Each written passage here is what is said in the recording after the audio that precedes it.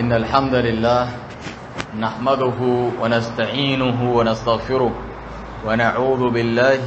من شرور أنفسنا ومن سيئات أعمالنا من يهده الله فلا مضل له ومن يضلل فلا هادي له وأشهد أن لا إله إلا الله وحده لا شريك له وأشهد أن محمدا عبده ورسوله صلى الله عليه وعلى آله وصحبه وسلم تسليما كثيرا فأعوذ بالله السميع العليم من الشيطان الرجيم يا أيها الذين آمنوا اتقوا الله حق تقاته ولا تموتن إلا وأنتم مسلمون يا أيها الناس اتقوا ربكم الذي خلقكم من نفس واحدة وخلق منها زوجها وبث منهما رجالا كثيرا ونساء واتقوا الله الذي تساءلون به والأرحام إن الله كان عليكم رقيبا يا أيها الذين آمنوا اتقوا الله وقولوا قولا سديدا يصلح لكم أعمالكم ويغفر لكم ذنوبكم ومن يطع الله ورسوله فقد فاز فوزا عظيما ثم أما بعد ہر قسم کی حمد و ثنا بڑائی کبریائی اللہ سبحانہ و تعالیٰ کے لیے لائق اور زیبا ہے، جو خالق ہے، مالک ہے، رازق ہے، تمام کائنات کو چلانے والا، اس کی تدبیر کرنے والا، حاجت روائی اور مشکل کشائی کرنے والا ہے سبحانہ و تعالیٰ۔ وہ اپنے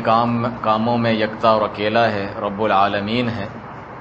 اس کے پیارے نام اور اعلیٰ صفات ہیں جس سے وہ جانا جاتا ہے، اس کے ذریعے سے اس کی عبادت کی جاتی ہے، اسے پکارا جاتا ہے۔ ہم اللہ سبحانہ وتعالیٰ کے تمام پیارے ناموں اور صفات پر ایمان لاتے ہیں جو کتاب و سنت میں ذکر ہوئے ہیں،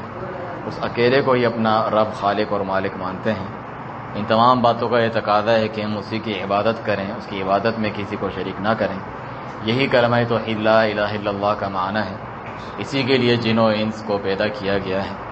اسی کے لیے انبیاء و مرسلین علیہم الصلاۃ والسلام کا سلسلہ اللہ سبحانہ تعالیٰ نے جاری کیا۔ اسی کی بنیاد پر جنت اور جہنم کے فیصلے ہوں گے۔ ساتھ ہی بے شمار درود و سلام ہوں اللہ سبحانہ تعالیٰ کے تمام پیغمبروں پر، خصوصاً ان میں سے سب سے آخری اور افضل ہمارے اور آپ کے نبی محمد رسول اللہ صلی اللہ علیہ وآلہ وسلم کی ذات گرامی پر، ان کے خلفائے راشدین، صحابہ کرام، اہل بیت، امہات المؤمنین رضی اللہ عنہم، اللہ ان سب سے راضی ہوں اور ہمیں بھی ان کے نقش قدم پر چلنے کی توفیق عطا فرمائیں۔ دین اسلام جو اللہ سبحانہ تعالیٰ کی توحید کا دین ہے، جو رسول اللہ صلی اللہ علیہ وسلم کی اطاعت فرمانبرداری کا دین ہے، اس کے اہم احکامات میں سے اچھے اخلاق اپنانا بھی ہے۔ اچھے اخلاق، لوگوں کے ساتھ اچھے معاملات کرنا، یہ بھی دین اسلام کا حصہ ہے، اور یہ بہت بڑا سبب ہے لوگوں کو دین کی اچھی صورت پیش کرنا اور انہیں دین کی جانب راغب کرنے کا۔ رسول اللہ صلی اللہ علیہ وسلم نے جس طرح یہ فرمایا کہ بعثت بالسیف بین یدی الساعہ، قیامت سے پہلے مجھے تلوار دے کے بھیجا گیا، کیوں؟ یہاں تک کہ ایک اللہ کی عبادت کی جائے۔ یا فرمایا امرت ان اقاتل الناس، مجھے حکم دیا کہ لوگوں سے لڑوں جب تک وہ لا الہ الا اللہ کا اقرار نہ کریں، یعنی اللہ کے سوا کوئی عبادت کے لائق نہیں۔ تو آپ دیکھتے ہیں کہ جو اہل سنہ والجماعہ ہیں، سلفی اہل الحدیث ہیں، وہ ہمیشہ توحید کی اہمیت بیان کرتے ہیں، شرک کا رد کرتے ہیں، کیونکہ یہی سب سے پہلی دعوت ہے انبیاء و مرسلین علیہم الصلاۃ والسلام کی۔ اسی طرح اچھے اخلاق کی تکمیل، اس پر چلنا، یہ بھی انبیاء کرام علیہم الصلاۃ والسلام کی دعوت ہے۔ خصوصاً رسول اللہ صلی اللہ علیہ وسلم کو تو اس لیے بھیجا، انما بعثت لاتمم مکارم الاخلاق، مجھے اس لیے بھی بھیجا ہے اللہ سبحانہ تعالیٰ نے، جس طرح بھی آپ نے سنا، توحید کے لیے، ساتھ میں اچھے اخلاق کی تکمیل کروں۔ کیونکہ جتنی بھی قومیں ہوتی ہیں، چاہے وہ کافر مشرک ہوں، بہت سے ایسے انسانی اخلاق، عادات ہوتی ہیں، سب اس کو اچھا سمجھتے ہیں کہ یہ اچھے کام ہیں اور یہ برے کام ہیں جو لوگوں پہ ظلم کرتا ہے۔ لیکن دین اسلام اور یہ جو آخری نبی محمد رسول اللہ صلی اللہ علیہ وسلم ہے، ان سب کے اعلیٰ درجے کے اخلاق پر آپ فائز ہیں اور وہی سکھاتے ہیں۔ اس طرح کے جو ہے سچ بولنا، جھوٹ سے بچنا، لوگوں کے حقوق ادا کرنا، تو اس میں اعلیٰ درجے وہ تمام چیزیں بتائی گئی ہیں جو دوسروں کے پاس اگر ہیں بھی تو وہ کم ہیں، ناقص ہیں، خود غرضی پر مبنی ہیں۔ جہاں ان کا فائدہ ہوتا ہے اس کے اوپر عمل کرتے ہیں. جس طرح بہت سارے لوگ جو ہے مغربی ممالک کے گن گاتے رہتے ہیں، فلانے میں ایسا ہوتا ہے، UK میں ایسا ہوتا ہے، فلانے میں، تو ان کو اپنے فوائد ہوتے ہیں اس میں، جو مزدوروں سے یا آپ جیسے لوگوں سے وہ کام لیتے ہیں. جب ان کو غصہ آتا ہے یا ان کی مرضی کے کام نہیں ہوتے یا کام نکل جائے آپ سے، پورے کے پورے ملک بھی برباد کر دیتے ہیں مسلمانوں کے، مریں کھپیں انہیں کوئی پرواہ نہیں ہوتی. تو اس چیز کے ساتھ متاثر نہیں ہونا چاہیے. اسلام وہ دین ہے جو اپنے پرائے سب کے ساتھ جو ہے اچھے اخلاق اپنانے کی تعلیم دیتا ہے. اس میں کوئی دنیاوی فائدہ ہو نہ ہو، اللہ سبحانہ تعالیٰ ثواب سے نوازتا ہے، اجر سے نوازتا ہے، جنت عطا فرماتا ہے. تو یہ بے لوث ہو کر، مخلص ہو کر، بغیر کسی غرض غایت اور فائدے کے مومن اور مسلمان جو ہوتا ہے وہ اچھے اخلاق اپناتا ہے اللہ سبحانہ تعالیٰ کے ساتھ بھی، رسول اللہ صلی اللہ علیہ وسلم کے ساتھ بھی، صحابہ کرام کے ساتھ بھی، اہل علم کے ساتھ بھی، اپنے بھائیوں کے ساتھ، رشتہ داروں، والدین، سب کے ساتھ، یہاں تک کہ جانوروں تک کے ساتھ رحم کا معاملہ کرتا ہے. چنانچہ اللہ سبحانہ تعالیٰ دعوت دین کے سلسلے میں خصوصی طور پہ اس کا ذکر کرتا ہے اچھے اخلاق کتنے زیادہ مفید ہوتے ہیں. فرمایا ادعو الی سبیل ربک بالحکمت والموعظۃ الحسنہ، اپنے رب کے راستے کی طرف لوگوں کو بلاؤ، دعوت دو. ادعو الی سبیل ربک بالحکمہ، حکمت اپناتے ہوئے، یہ نہیں کہ نقصان کر دو اور اسلام کا لوگوں کو دین سے بیدار کر دو اور بھگا دو. حکمت کے ساتھ جو ہے کتاب و سنت کی روشنی میں آپ لوگوں کو دین کی طرف بلائے. والموعظۃ الحسنہ، اچھے زبان کے ساتھ، اچھے کلام کے ساتھ، پیار محبت کے ساتھ. وجادلہم باللتی احسن، یہاں تک کہ کہیں بات بحث بھی کرنے پڑے، جھگڑا کرنا پڑے، باللتی احسن، وہ بھی اچھے طریقے سے کرنا. اس میں بھی گالم گلوچ، لڑائی جھگڑا، باطل کے ساتھ جھگڑنا اور باتیں اور نقصان زیادہ کرنا اسلام کا، یہ نہ کرنا. تو کتنے زیادہ اخلاق کی تعلیم دی گئی ہے کہ اس کے ذریعے سے لوگوں کو دین کی طرف بلاؤ. اور ساری رسول اللہ صلی اللہ علیہ وسلم کی سیرت جو ہے اس بات پر گواہ ہے. جس طرح دیگر انبیاء کرام آتے تھے، وہ کیا کہتے تھے؟ اپنے کردار کو پیش کرتے تھے ان کے سامنے. نبی صلی اللہ علیہ وسلم کو سب صادق اور امین تسلیم کرتے تھے مشرکین اسلام سے پہلے بھی، کہ آپ سچے ہیں، امانت دار ہیں. پھر اسی کو دلیل بنایا کہ پھر میں اللہ کے بارے میں بھی جھوٹ نہیں بولتا،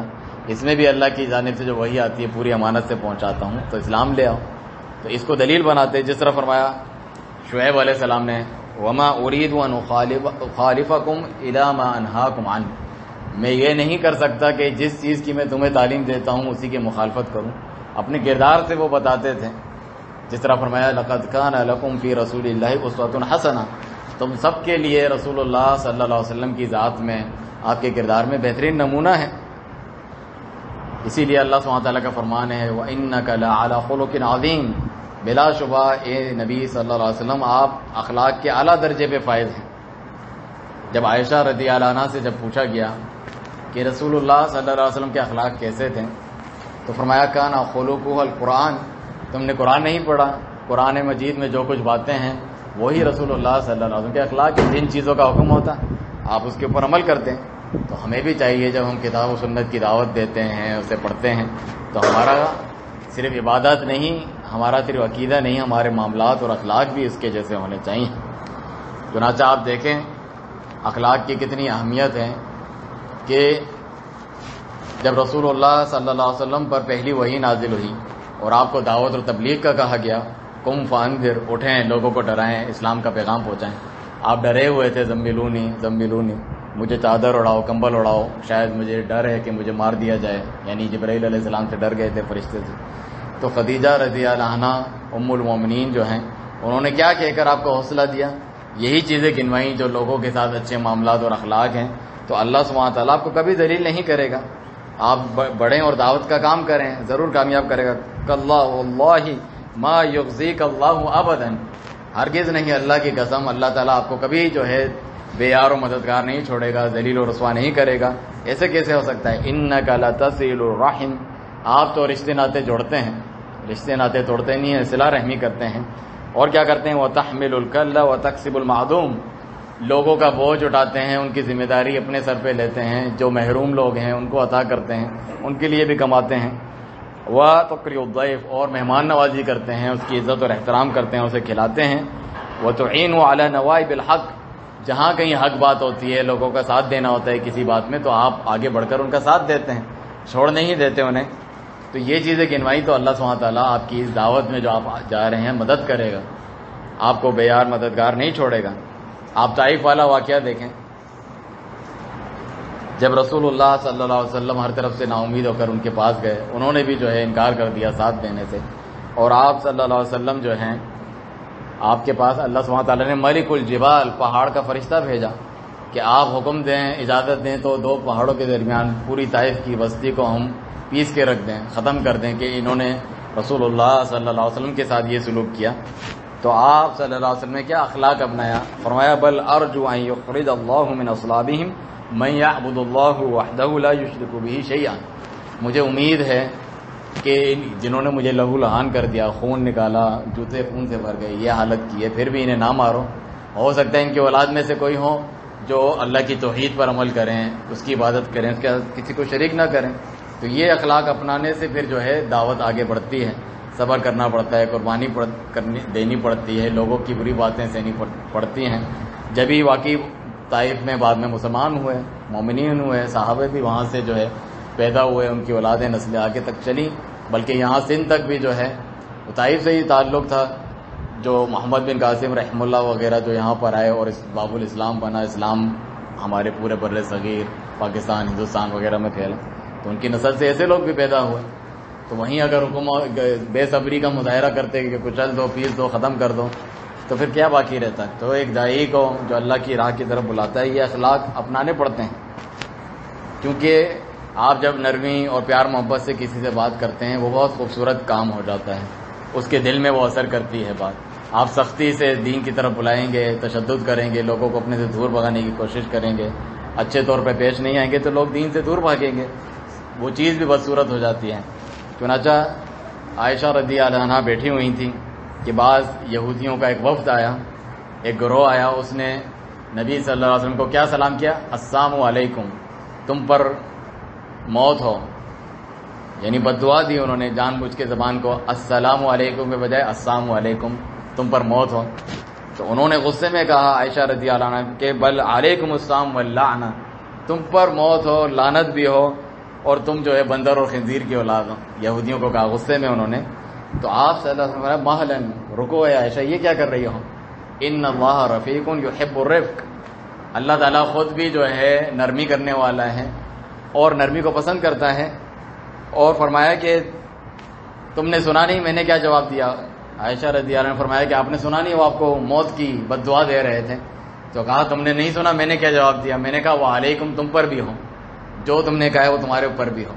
تو دیکھیں نرمی اور حکمت سے جواب دیا، بات بھی ہو گئی اور لڑنے جھگڑنے کی گالم گلوچ کی ضرورت بھی نہیں پڑی۔ اور اسی حدیث کے ایک دوسرے الفاظ میں فرمایا کہ ان الرفق لا یکون فی شیء الا زانہ، جو نرمی ہے جس چیز میں پڑ جائے تو وہ اس کو خوبصورت بنا دیتی ہے، اور جس چیز سے اڑ جائے الا شانہ اسے بدصورت بنا دیتی ہے۔ اچھی چیز بھی آپ دین تو خوبصورت ہے، اسلام کی بات کریں آپ اخلاق کی، لیکن گندے طریقے سے برے طریقے سے جھاڑ کے کسی کو گالم گلوچ ڈانٹ کے غصے میں کریں تو وہ آپ کی بات نہیں مانے گا۔ وہ اچھی چیز بھی آپ نے خراب کر کے پیش کی تو وہ اس اچھی چیز کا قصور نہیں ہے۔ لیکن میں تو دین کی دعوت دیتا ہوں، لوگ مانتے ہی نہیں ہیں، بھاڑ میں جائیں، ایسا نہیں۔ آپ نے ہو سکتا ہے اچھے طریقے سے پیش نہیں کیا ان کے سامنے، ان کو لگے کہ یہ اسلام، یہ سنت، یہ حدیث پہ جو عمل کی بات کرتے ہیں یہ چیز ہی اتنی بری ہے جو لوگوں کو اتنا خراب کر دیتی ہے، تو لوگوں کا اتنا بد مزاج اور غصے والا بنا دیتی ہے۔ چنانچہ اس کو پیش بھی صحیح طریقے سے کرنا ہوتا ہے تاکہ لوگوں کے دلوں میں وہ جگہ پکڑ لیں۔ آپ دیکھیں ہم چھوٹی معمولی سی کسی کی جو ہے غلطی برداشت نہیں کرتے۔ رسول اللہ صلی اللہ علیہ وسلم کے سامنے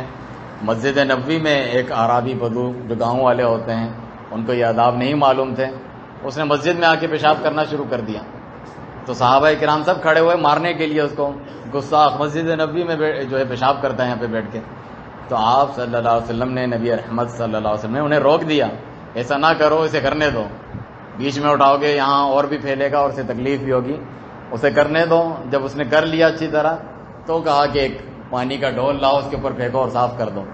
اور پھر اس کو سمجھایا کہ یہ مسجد جو ہے اللہ کے ذکر کے لیے، قرآن پڑھنے کے لیے، پاکی اور صفائی کی جگہ ہے، یہاں پر گندگی، پیشاب، پخانے یہ چیزیں نہیں کرتے۔ تو وہ سمجھ گیا اور وہ خوش ہو گیا، اس نے دعا کی۔ تو یہ اتنا اثر پڑتا ہے اخلاق کا۔ اور اس نے یہ کہا کہ اللہ سبحانہ تعالیٰ مجھ پہ اور محمد صلی اللہ علیہ وسلم پہ رحم کرے، ایک روایت میں یہ بھی ہے، اور کسی پہ رحم نہ کرے، یہ تو مارنے کے لیے آ رہے تھے مجھ کو۔ تو آپ صلی اللہ علیہ وسلم اس طرح حکمت اور نرمی سے دین کی طرف دعوت دیتے جس سے لوگ دین کی طرف آتے، قریب آتے ہیں۔ چنانچہ ایک دوسری حدیث میں آپ دیکھیں ایک عرابی آیا گاؤں کا، اس نے کہا کہ مجھے مال دیں، جو اللہ تعالیٰ نے آپ کو مال دیا ہے، غنیمت اور مختلف مال آپ کے پاس آئے ہیں، مجھے مال دیں. اور زور سے رسول اللہ صلی اللہ علیہ وسلم کی چادر پکڑ کے اس نے کھینچی،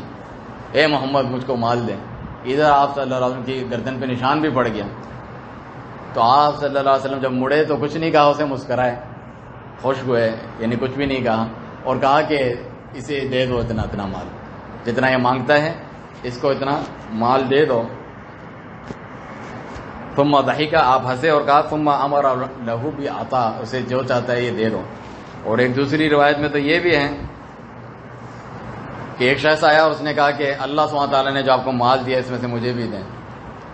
تو آپ صلی اللہ علیہ وسلم نے کیا فرمایا، یہ دونوں پہاڑوں کے درمیان جتنے بھیڑ بکریاں ہیں سب لے جاؤ تمہارے. تو وہ حیران ہو گیا اور تمام چیزیں لے گیا، کچھ بھی اس نے نہیں چھوڑا. اور وہ اتنا خوش ہوا، اپنے قبیلے میں جا کے کہا کہ محمد صلی اللہ علیہ وسلم پر ایمان لاؤ، اسلام لاؤ. وہ تو یوں دیتے ہیں، ان کو ڈر بھی نہیں ہوتا فقر و فاقے کا کہ پیچھے ہمارے لیے کیا بچے گا. اور یہ بھی مانا ہے کہ انہیں ڈر بھی اتنا دیتے ہیں کسی کا محتاج اس کو بننا ہی نہیں پڑتا فقر و فاقے کا. اتنا انہوں نے دے دیا ہے کہ اس کو ضرورت نہیں ہے کہیں مانگنے دیکھنے وغیرہ کی. تو یہ اسلام لانے کا فائدہ ہوتا تھا، یعنی اسلام کی طرف لوگوں کو راغب کرنے کا سبب ہوتا کہ مال بھی خرچ کرو، کھانا بھی کھلاؤ، جس کے ذریعے اسلام کی جانب لوگوں کو دعوت دو. چنانچہ انس بن مالک رضی اللہ عنہ جو اس حدیث کے راوی ہیں وہ فرماتے ہیں کہ ان کان الرجل لیسلم ما یرید الا الدنیا. بعض لوگ یہ بھی دلیل کہتے ہیں اگر تم کھلانے پلانے یا پیسوں کے ذریعے لوگوں کے بلاؤ گے تو وہ تو صرف لالچ میں آئے ہیں، اسلام انہیں نہیں چاہیے. کل پیسے نہیں دو گے تو وہ اسلام سے ہی بھاگ جائیں گے، دین سے، اور نماز پڑھنے بھی نہیں آئیں گے. تو اس طریقے سے بعض لوگ بولتے ہیں کہ یہ تو کھانے کے لیے آئے ہیں، درس سننے کے لیے نہیں آئے، اس لیے کھانا وانا نہیں کھلاؤ تاکہ اخلاص کے ساتھ آئے. ایسا نہیں ہے. انس رضی اللہ عنہ فرماتے ہیں کہ بعض لوگ آتے تھے اسلام کے لیے، جب پیسہ وغیرہ ہم دیتے تھے صرف دنیا کے لیے آ رہے ہوتے تھے، لیکن فما یسلم حتی یکون الاسلام احب الیہ من الدنیا وما علیہا، لیکن کسی طرح آ تو جاؤ اسلام کی طرف. بعد میں پھر خود انہیں اسلام دنیا اور دنیا کی دولت مال سے سب سے زیادہ محبوب خود ہی ہو جاتا جب وہ ان کے ساتھ اٹھتے بیٹھتے، ان کے معاملہ دیکھتے. آئے شروع میں دنیا کے لیے ہی تھے، پیسہ دیکھ کے، کھانا دیکھ کے، لیکن بعد میں انہوں نے دیکھا کہ اسلام تو اتنا اچھا ہے، اب ہمیں چاہے پیٹ میں پتھر بھی باندھنے پڑے ہم پھر بھی دین سے نہیں ہٹیں گے. اس کو آنے تو اسلام کے روکنے کی ضرورت نہیں ہے کہ آپ لوگوں کی نیتوں پہ شک کریں. ہمیں دل چیر کے لوگوں کے دیکھنے کا حکم نہیں دیا گیا کہ جو ہے کھانے پینے کے لیے آیا ہے مسجد میں، درس سننے کے لیے یہاں واقعی اللہ تعالیٰ سے ڈر کے آیا ہے، اپنی اصلاح کے لیے آیا ہے. دونوں چیزیں ساتھ چلتی ہیں. اللہ سبحانہ تعالیٰ نے اس میں برکت رکھی ہے مال دولت میں، جس کو اللہ کی راہ کی طرف بلانے کے لیے استعمال کیا جاتا ہے. تو یہ بھی حکمت میں سے اور اخلاق اپنانے میں سے ہیں کہ جو دین کی جانب لوگوں کو دعوت دینے میں مددگار ثابت ہوتا ہے. کیونکہ یہ جو مال ہے صرف اسی سے کسی کے دل نہیں جیتے جاتے. آپ مال دیں، ساتھ میں ذلیل بھی کریں اور جو ہے احسان جتلاتے رہیں. اللہ سبحانہ تعالیٰ نے اس کو اذا یعنی تکلیف دہ چیز قرار دیا ہے. اچھی بات کہو، قول معروف، کسی کو ٹال بھی دو، وہ بہتر ہے من صدقۃ یتبعھا اذی، جس کے بعد تکلیف دینا ہو، احسان جتلانا ہو. انسان کو پھر وہ جو ہے پیسہ بھی اچھا نہیں لگتا. اور ہندی میں کیا کہتے ہیں، ایسا سونا بھی اچھا کان کو جو چھیل دیتا ہے، وہ تکلیف جو ہوتا ہے، فائدہ نہیں دیتا. تو ابو ہریرہ رضی اللہ عنہ سے روایت ہے اس تعلق سے بھی کہ رسول اللہ صلی اللہ علیہ وسلم نے فرمایا انکم لا تسعون الناس باموالکم، لوگوں کے دلوں میں تم جگہ اپنے صرف مال کے ذریعے سے نہیں بنا سکتے کہ وہ تمہاری عزت کریں، محبت کریں. ولکن لیسعوہم منکم بسط الوجہ وحسن الخلق، لیکن اچھے چہرے کے ساتھ، خوش مزاجی کے ساتھ ان کے ساتھ ملو گے، مسکرا کے ملو گے اور اچھے اخلاق اپناؤ گے، وہ ان کے دل میں جگہ کر جاتی ہے، چاہے تم غریب فقیر ہی کیوں نہ ہو. پھر وہ تمہارے پاس بیٹھیں گے، ان کو تمہارے پاس بیٹھنا پسند ہوگا. اللہ سبحانہ تعالیٰ اپنے پیارے نبی صلی اللہ علیہ وسلم کے تعلق سے بھی تو یہ فرماتا ہے کہ فَبِمَا رَحْمَةٍ مِّنَ اللَّهِ لِنتَ لَهُمْ، یہ اللہ کی رحمت ہے کہ آپ لوگوں کے لیے اتنے نرم مزاج ہیں. وَلَوْ كُنْتَ فَظًّا غَلِيظَ الْقَلْبِ لَانفَضُّوا مِنْ حَوْلِكَ، آپ اگر سخت دل ہوتے، سختی سے معاملہ کرتے صحابہ سے، تو سب آپ کے دور بھاگ جاتے، قریب بھی نہ آتے. تو بہت سے لوگ آپ دیکھتے ہیں دین کی دعوت کا کام کرتے ہیں لیکن سخت مزاج ہوتے ہیں، معاملے ان کے مشکل ہوتے ہیں، تو لوگ ان کے پاس سے آہستہ آہستہ کٹتے جاتے ہیں، دور ہو جاتے ہیں، بھاگ جاتے ہیں. لیکن نبی صلی اللہ علیہ وسلم کے پاس تو جو ایسے شہد کی مکھیاں آ جاتی ہیں جو مٹر لگاتے ہوئے اس طرح بیٹھے رہتے تھے، ہر کوئی بے تکلف آپ سے بات کرتا. اس کی وجہ سے جو ہے دین پھیلا اور جو ہے ان اخلاق کے ذریعے سے ان کے دل میں جو ہے جگہ بنائی. یہاں تک کہ اللہ سبحانہ تعالیٰ دعوت و تبلیغ کے سلسلے میں فرماتا ہے کہ برائی بھی اگر کوئی آپ سے کرے، اس کا اگر اچھائی سے بدلہ دو گے تو اس کا فائدہ ہوگا، وہ آپ کا دوست بن جائے گا. فرمایا ومن احسن قول ممن دعا الی اللہ، اس سے اچھی بات کسی کی نہیں ہو سکتی جو دین کی دعوت دے، اللہ کی طرف بلائے، وعمل صالحا، خود بھی نیک عمل کرے، وقال اننی من المسلمین، اور کہے کہ میں مسلمانوں میں سے ہوں، لیکن ساتھ میں کیا کرے، ولا تستوی الحسنۃ ولا السیئۃ، جب وہ دعوت دے گا تو اسے تکلیفوں کا سامنا کرنا پڑے گا لوگوں کی طرف سے، تو برائی کا بدلہ برائی سے نہ دو، اچھائی سے دو گے، ادفع بالتی احسن فاذا الذی بینک وبینہ عداوۃ کانہ ولی حمیم، آپ میں اور جو دوسرے شخص جس میں دشمنی ہے وہ آپ کا جگری دوست بن جائے گا، بہت قریبی، میں اس کے ساتھ اتنا برا کرتا ہوں، اس کو دور ہٹاتا ہوں، اس کی بات نہیں سنتا، پھر بھی یہ اچھائی سے مسکرا کے ملتا ہے، اچھائی سے بدلہ دیتا ہے، تو اس کے دل میں یہ انسان ہے، وہ بھی کوئی پتھر نہیں ہے، اس کے دل میں یہ بات پیدا ہوتی ہے اللہ کی طرف سے کہ مجھے اس کے ساتھ برا سلوک نہیں کرنا چاہیے، مجھے اس کی بات سننی چاہیے جب آپ برائی کا اچھائی سے بدلہ دیں گے۔ لیکن یہ کام آسان نہیں ہوتا، ہر کوئی نہیں کر سکتا، فوراً غصے میں آ جاتا ہے، اسی لیے فرمایا اللہ نے آگے وما يلقاها الا الذين صبروا وما يلقاها الا ذو حظ عظیم، یہ چیز، یہ نعمت کی برائی کا اچھائی سے بدلہ دینا اسی کو حاصل ہوتی ہے جو ذرا صبر کرے، ٹھہر جائے، ان چیزوں کو صبر سے سہ لے، اسی کو یہ حاصل ہو سکتی ہے، اور اسی کو حاصل ہو سکتی ہے جو بڑے نصیبوں والا ہو اللہ کی طرف سے، ہر ایک کوئی چیز نصیب ہوتی بھی نہیں ہے، اور اگر کبھی آپ اس پر عمل کرنا چاہیں اور شیطان آپ کو بھڑکائے کہ نہیں اس نے ایسا کیا، میں بھی، ہم کوئی کم ہے اس سے، ہم اس کو جواب دے سکتے ہیں اس سے بڑھ کے، فرمایا اما ينزغنك من الشیطان نزغ فاستعذ باللہ، اگر شیطان تمہیں ورغلائے کہ اس کی ایسی کی تیسی، ہم بھی اس کو دیکھیں گے، تو پھر اللہ کی پناہ طلب کرو، اللہ سبحانہ وتعالیٰ ہر چیز سننے والا، دیکھنے والا ہے، وہ تمہاری مدد کرے گا، اعوذ باللہ من الشیطان الرجیم پڑھو۔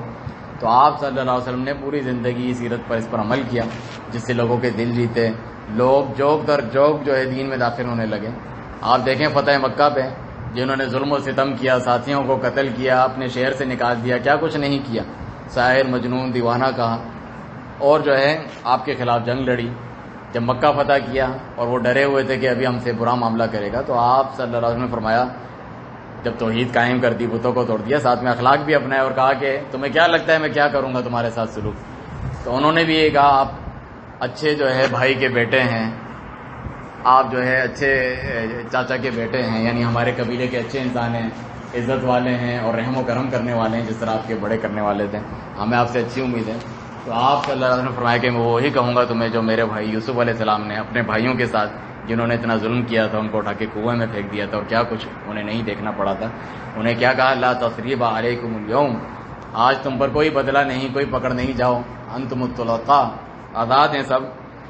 اللہ سبحانہ تعالیٰ تمہیں معاف کرے، یغفر اللہ لکم وہو ارحم الراحمین، اور سب رحم کرنے والوں سے بڑھ کے رحم کرنے والے۔ تو اس کا اثر کیا ہوا، وَرَأَيْتَ النَّاسَ يَدْخُلُونَ فِي دِينِ اللَّهِ أَفْوَاجًا، لوگ پورے گروہ، قبیلے، گاؤں پورے مسلمان ہونے لگے۔ پہلے ایک شخص مسلمان ہوتا، 2 ہوتے، 3 ہوتے، حالانکہ جہاد بھی کیا جاتا، دعوت بھی دی جاتی، لیکن اخلاق کا ایسا اثر پڑا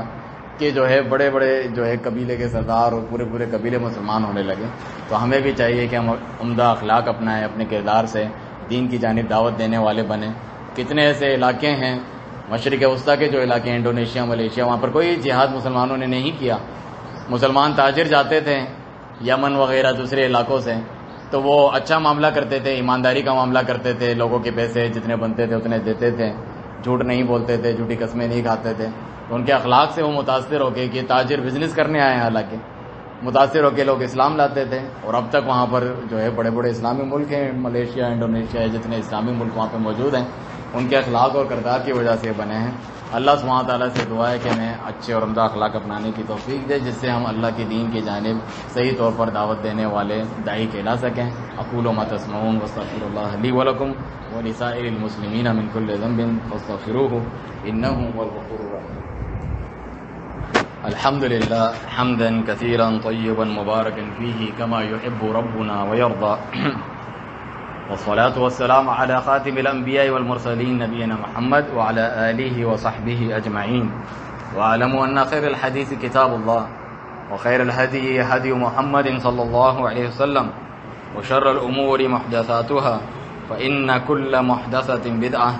وكل بدعة ضلالة، وكل ضلالة في النار۔ رسول اللہ صلی اللہ علیہ وسلم نے بعض صحابہ کو، ثمامہ بن اثال جو اس وقت صحابی نہیں تھے، سرداروں میں سے تھے کافروں کے، ان کو پکڑ کے لانے کا حکم دیا تو وہ لے کر آ گئے اور انہیں مسجد میں باندھ دیا، مسجد نبوی میں۔ تو انہوں نے کہا کہ اگر قتل کا بدلہ لینا چاہتے ہو کہ ہم نے اتنے مسلمان قتل کیے تھے تو مار دو۔ انہوں نے جب پوچھا کہ اب میں تمہارے ساتھ کیا کروں گا، جس طرح فتح مکہ میں پوچھا تم کیا سمجھتے ہو میں کیا سلوک کروں گا، اسے بھی کہا تم کیا سمجھتے ہو تمہارے ساتھ کیا کروں گا، کہا قتل کرنا چاہتے ہو تو آپ کو حق ہے کیونکہ ہم نے بھی مارے ہیں، اگر آپ مجھے چھوڑ دیں گے تو میں شکر گزار ہوں گا اور آپ کو احسان کا بدلہ احسان سے دوں گا، اگر پیسہ چاہیے تو جتنے مانگیں گے ہم دے دیں گے۔ آپ نے کچھ نہیں کہا اسے۔ ایک دن گزر گیا، نماز پڑھتے ہوئے دیکھتا رہا، آپس میں سلام دعا کرتے ہوئے دیکھتا رہا، صحابہ کے اٹھنا بیٹھنا ان کے اخلاق دیکھتا رہا۔ دوسرے دن واپس سے پوچھا کیا خیال ہے، کہا وہی جو میں نے بتایا تھا۔ تیسرے دن بھی کہا وہی ہے میرا، ابھی بھی میرا وہی موقف ہے، چھوڑنا ہے تو چھوڑ دو، پیسے چاہیے دے دوں گا، قتل کرنا ہے قتل کر دو۔ تو آپ صلی اللہ علیہ وسلم نے کہا چھوڑ دو اس کو۔ آپ نے جب اس کو چھوڑ دیا تو وہ گئے، غسل کیا اور آ کے جو ہے انہوں نے کلمہ توحید اور رسالت کا اقرار کیا، اشہد ان لا الہ الا اللہ اشہد ان محمد عبدہ ورسولہ۔ دیکھیں کچھ بھی نہیں کیا، صرف ہاتھ بندھے ہوئے ہیں، پیر بندھے ہوئے ہیں، اخلاق دیکھ رہے ہیں ان کے، اور اس کا یہ اثر ہوا کہ اسلام لے آئے، اور ایسا اسلام لائے کہ ایک ہی وقت میں جو ہے کہا کہ سب سے زیادہ نفرت مجھے آپ سے تھی، آپ کے چہرے سے، محمد صلی اللہ علیہ وسلم سے، اب سب سے زیادہ محبوب آپ ہو گئے۔ ایک ہی وقت میں جو ہے ہماری زندگیاں گزر جاتی ہیں، الولاء والبراء، اللہ کے لیے دوستی دشمنی توحید کے لیے وہ نہ سمجھ میں آتی ہے، اس کو بیچ کھاتے ہیں، اور ایک ہی وقت پل میں جو ہے اتنا ہو گیا کہ سب سے زیادہ محبوب آپ ہیں، سب سے زیادہ نفرت مجھے آپ کے شہر مدینہ سے تھی، اب سب سے زیادہ محبوب شہر یہ ہیں، اور سب سے زیادہ یہ ساری چیزیں گنوائی کہ سب سے زیادہ نفرت مجھے اس سے تھی، اب مجھے اسلام سے تھی، دین سے، اب سب سے زیادہ محبوب یہ ہیں۔ اور پھر آگے کیا کہا، میں عمرہ کرنے آیا تھا اللہ کے لیے، کیا میں عمرہ کرنے جاؤں؟ دیکھیں فوراً اس کا یہ عقیدہ بن گیا اتنے جلدی کہ رسول اللہ صلی اللہ علیہ وسلم سے پوچھ کے عبادتیں کرنی ہے اللہ تعالیٰ کی سنت کے مطابق، حالانکہ عمرہ ویسے ہی کر لیتے جا کے، تو کہا کہ ہاں عمرہ کرو۔ تو یہ اخلاق کا اثر ہے۔ چنانچہ یہ صرف آپ صلی اللہ علیہ وسلم اپنی سیرت سے نہیں، صحابہ کو بھی اس کا جو ہے حکم دیتے ہیں۔ ابو موسیٰ اشعری اور معاذ بن جبل رضی اللہ عنہ جن کو یمن بھیجا آپ صلی اللہ علیہ وسلم نے اہل کتاب کو دعوت دینے کے لیے، اس کی ایک روایت ہم سنتے رہتے ہیں کہ سب سے پہلے توحید کی دعوت دینا، پھر نماز کی وغیرہ، لیکن اس میں یہ بھی نصیحت کی تھی کہ بشرا ولا تنفرا، کہ لوگوں کو بشارت دینا، اچھی باتیں بتانا، دین سے دور نہ کرنا، ان کا نفرت دینا، سختی نہ کرنا، یسرا ولا تعسرا، یعنی نرمی آسانی کرنا، لوگوں پہ مشکل نہ کرنا دین کو۔ تو جتنے بھی داعیان کو بھیجتے دین کی دعوت دینے کے لیے کہتے کہ لوگوں کے لیے آسانی پیدا کرو، سہولت پیدا کرو، اچھے طریقے نرمی سے ملو، سختی نہ کرو، مشکل نہ کرو، ان چیزوں پہ دین سے لوگوں کو بھگانے کا سبب بن جاؤ گے بجائے دین کی طرف لوگوں کو لانے کا سبب۔ چنانچہ یہ جو اخلاق ہے یہ اللہ سبحانہ تعالیٰ کی بہت بڑی عطا ہے۔ ایک صحابی الاشد جن کا نام ہے عبد القیس، جو قبیلے سے آئے تھے، ان کے قبیلے کے لوگ جلدی جلدی آئے رسول اللہ صلی اللہ علیہ وسلم کے پاس، جلدی جلدی مل رہے ہیں، لیکن یہ آرام سے اپنے گھوڑا باندھا، کپڑے جو لائے تھے اس کو پہنا، پھر آ کر آرام سے ملے۔ تو آپ صلی اللہ علیہ وسلم نے فرمایا کہ ان فیک خلتین یا خصلتین، تیرے اندر دو ایسی خوبیاں ہیں اللہ سبحانہ تعالیٰ جس سے محبت کرتا ہے۔ کہا کون سی؟ کا الحلم والانات، بڑی نرم طبیعت ہو، حلم و بردباری والے ہو، نرمی سے کام کرتے ہو، تیزی اور جلد بازی جو شیطان کرتا ہے، جلد بازی ہر کام میں، جلدی غصہ آنا، آر پار کر دینا، وہ نہیں ہے تمہارے اندر، تو یہ اللہ کو پسند ہے۔ تو انہوں نے فرمایا کہ یہ میں نے خود اپنے اندر پیدا کیے ہیں، یعنی محنت کر کے، یا اللہ نے مجھے یہ عطا کی ہیں پہلے سے، میری فطرت میں ہے یہ پہلے سے، کہ اللہ سبحانہ تعالیٰ نے تجھے اس فطرت پہ پیدا کیا ہے۔ تو انہوں نے کہا اللہ تعالیٰ کی تعریف ہے جس نے مجھے ایسی چیز پر پیدا کیا جو اسے محبوب ہے، لیکن ایسی بات نہیں ہے کہ انسان خود کوشش کر کے، اگر بد اخلاق تھا، غصے والا ہے، تو وہ اپنے غصے کو کم کرے، اپنے اچھے اخلاق بنا لے، ممکن چیز ہے۔ اللہ تعالیٰ کیا فرماتا ہے والذین جاہدوا فینا لنہدینہم سبلنا، جو ہمارے راستے میں کوشش محنت کرتے ہیں ہم اس کو دے دیتے ہیں۔ تو اگر کسی کی پہلے سے بعض آپ نے دیکھا ہوگا لوگ وہ ویسے ہی بچپن سے ہی نرم طبیعت والے ہوتے ہیں، جتنا بھی ہو غصہ ان کو نہیں آ رہا ہوتا، اور بعض بچپن سے ہی اور یہاں جوانی میں سخت طبیعت ہوتے ہیں، بات بات پہ غصہ کرنے والے ہوتے ہیں، لیکن محنت کر کے اللہ سے دعا کر کے اس کو بدلا جا سکتا ہے۔ چنانچہ دعا بھی ہے کہ اے اللہ مجھے احسن الاخلاق، اچھے اخلاق کی طرف ہدایت کر، اس کے اچھے اخلاق کی طرف ہدایت تیرے سوا کوئی کرنے والا نہیں، اور مجھے برے اخلاق سے بچا، برے اخلاق سے بچانے والا تیرے سوا کوئی نہیں۔ تو یہ دعا بھی آپ اللہ سبحانہ تعالیٰ سے کریں، اللہم اہدنی لاحسن الاخلاق لا یہدی لاحسنہا الا انت واصرف عنی سیئہا لا یصرف عنی سیئہا الا انت۔ تو یہ دعا نبی صلی اللہ علیہ وسلم سے یہ ثابت ہیں۔ چنانچہ اچھے اخلاق جب آپ دیکھتے ہیں کہ جو سلفی ہیں، جب ہم یہ بات کرتے ہیں توحید سے دعوت شروع کرنی چاہیے، شرک سے روکنا چاہیے، سنت اور بدعت کی بات کرتے ہیں، اور بہت سارے ایسے لوگ ہیں جو صرف اخلاق کی بات کرتے ہیں، جیسے صوفی لوگ کہ اچھے اخلاق اپناؤ، اور وہ توحید شرک کی بات نہیں کرتے، تو اس کا مطلب یہ نہیں ہے کہ ہم اخلاق کی بات نہیں کرتے، ہم بھی اس کی بات کرتے ہیں، بلکہ ہم کہتے ہیں کہ سب سے زیادہ اخلاق سب سے پہلے کس کے ساتھ اپنانا چاہیے؟ اللہ تعالیٰ کے ساتھ۔ اس کے نام و صفات کو مانو، اس کی عبادت میں غیروں کو شریک نہ کرو، رسول اللہ صلی اللہ علیہ وسلم کے ساتھ اخلاق اپناؤ، آپ کی سنت سیرت کے آگے کسی اور کو ترجیح نہ دو، کسی اپنے جو ہے قبیلے کنبے رسم و رواج اماموں یا مذاہب وغیرہ کو اس کو آگے نہ کرو، صحابہ کرام کے ساتھ اخلاق اپناؤ، ان کی عزت توقیر کرو، ان سے راضی ہو جس طرح اللہ تعالیٰ راضی ہے، انہیں برا بھلا جس طرح رافضی شیعہ اس مہینے محرم میں کرتے ہیں وہ نہ کرو، ان کا دفاع کرو، تو ان کے ساتھ اخلاق اپنانا بھی ہے۔ پھر آپس میں والدین کے حقوق، شوہر بیوی کے حقوق، اولاد کے حقوق، بھائیوں کے حقوق، پڑوسی کے حقوق، ان سب کو ادا کرو، تو پھر رسول اللہ صلی اللہ علیہ وسلم کے سب سے قریبی بن جاؤ گے۔ جنت میں اچھے اخلاق اپنانے والا آپ کے سب سے قریب ہوگا۔ مومنوں میں سب سے کامل ایمان والا کون ہے؟ حدیث میں ہے جو سب سے اچھے اخلاق والا ہے۔ دوسری روایت میں اللہ کے جو ترازو ہیں نیکیاں تولنے کے، اس میں سب سے زیادہ بھاری چیز کیا ہے؟ حسن الخلق، اچھے اخلاق اپنانا اور اللہ کا تقویٰ اور پرہیزگاری اختیار کرنا۔ تو یہ ایسی چیزیں ہیں جو ہمیں ترغیب دیتی ہیں کہ ہم اپنی پوری زندگی میں روزمرہ اخلاق اپنائیں، لوگوں کے ساتھ اچھا سلوک کریں، ان کے حقوق دیں، جو اپنے لیے پسند کرتے ہیں اپنے مسلمان مومن بھائیوں کے لیے بھی وہی چیز پسند کریں۔ تو اس کی وجہ سے پھر ہماری جو صحیح دعوت ہے، تبلیغ ہے، توحید کی دعوت ہے، سنت کی دعوت ہے، وہ ہمارے کردار سے زیادہ اچھے طریقے سے پہنچے گی۔ ایک جو زبان سے بولتا رہے اس کا کردار ہی اچھا نہیں ہے تو لوگ اس کی بات نہیں سنتے۔ جس طرح والدین بھی بچے والدین کی بات سنتے ہیں، لیکن والدین ہی ایک جھوٹ بول رہا ہو، اگر کسی کا والد تو بچے کو کہے جھوٹ نہ بولو، خود گھر میں بیٹھا ہو بچے کو کہے کہ باہر بول دو کہ ابا گھر پہ نہیں ہے، تو بچے کی جھوٹ پہ تربیت کرنا ہے، پھر بعد میں بچے کو کہے کہ جھوٹ نہ کرو، فراڈ نہ کرو، تم تو خود یہ کام کر رہے ہو۔ نماز کہتے ہیں موبائل پہ نہیں بیٹھے رہے ہو، بچے کو کہتے ہیں لیکن خود بھی موبائل پہ بیٹھے رہتے ہیں، تو ان کی باتوں میں اثر نہیں ہوتا، تاثیر نہیں ہوتی اللہ تعالیٰ کی طرف سے۔ اچھے اخلاق آپ اپنائیں گے، پھر جو اللہ کی دین کی طرف آپ دعوت دیں گے تو وہ زیادہ اثر رکھے گی۔ اللہ سبحانہ تعالیٰ سے دعا ہے کہ جتنے بھی گمراہ ہیں انہیں صحیح راہ پہ جانے کی ہدایت عطا فرمائے، جہاں مسلمان مغلوب پریشان حال ہیں اللہ سبحانہ تعالیٰ ان کی مدد فرمائے، ان کی دادرسی کرے، اللہ سبحانہ تعالیٰ رحمت والی بارش نازل فرمائے۔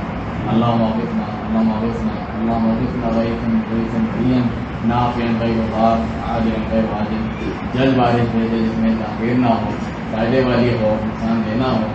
جس سے اللہ سبحانہ تعالیٰ زمین کو سفید کر دے اور انسان اور جانوروں کو خوشحالی عطا ہو، گرمی کا بہت چھوٹے۔ اللہ سبحانہ تعالیٰ دعاؤں کو سننے والا ہے۔ سبحان ربک رب العزت